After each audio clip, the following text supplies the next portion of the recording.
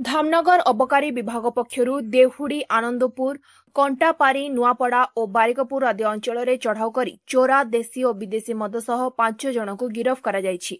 गिरफ अभियुक्त माने हेले देवहुडी आनंदपुर बाबाजी चरणपति, अक्षय जैन, कंटापारीर सनातन जेना, नुआपड़ार कांगाली दास और बारिकपुर पवित्र बेहुरिया एमानक निकटरू पेटी पेटी विदेशी और देशी मद जबत होइथिला।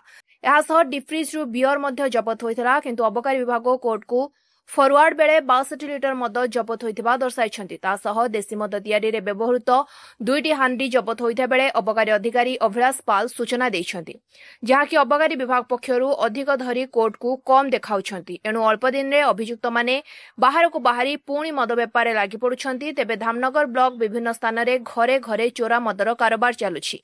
अबकारी विभाग जानिथिले सुधा किछि कार्यानुष्ठान ग्रहण करूनाही।